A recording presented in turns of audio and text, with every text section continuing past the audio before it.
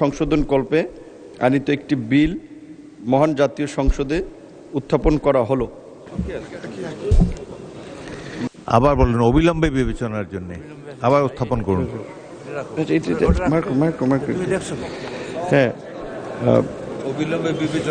প্রবাসী কল্যাণ ও বৈদেশিক কর্মসংস্থান প্রতিমন্ত্রী নুরুল হককে সংসদে উত্থাপিত আকারে বৈদেশিক কর্মসংস্থান ও অভিবাসী সংশোধন বিল 2026 অবিলম্বে বিবেচনার প্রস্তাব উত্থাপনের জন্য আহ্বান জানাচ্ছি। আমি মোহাম্মদ নুরুল হক, প্রবাসী কল্যাণ ও বৈদেশিক কর্মসংস্থান মন্ত্রণালয়ের প্রতিমন্ত্রী, বৈদেশিক কর্মসংস্থান ও অভিবাসী আইন 2013 অধিকতর সংশোধনকল্পে আনিত বিলটি মহান জাতীয়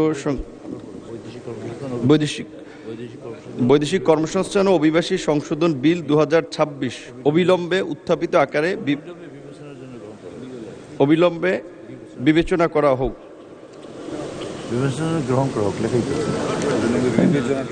আবার বলেন।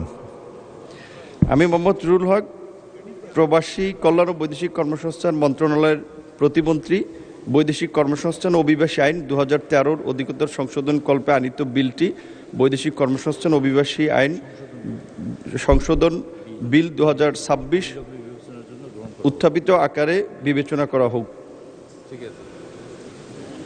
আবার বলুন, অবিলম্বে বিবেচনার জন্য আবার উত্থাপন করুন। হ্যাঁ, আমি মোহাম্মদ নুরুল হক, প্রবাসী কল্যাণ ও বৈদেশিক কর্মসংস্থান মন্ত্রণালয়ের প্রতিমন্ত্রী, বৈদেশিক কর্মসংস্থান ও অভিবাসী আইন 2013 অধিকতর সংশোধন কল্পে আনিত বিলটি বৈদেশিক কর্মসংস্থান অভিবাসী সংশোধন বিল 2026 অবিলম্বে উত্থাপিত আকারে বিবেচনা করা হোক। অবিলম্বে বিবেচনার জন্য গ্রহণ করা হোক। ধন্যবাদ মাননীয় প্রতিমন্ত্রী।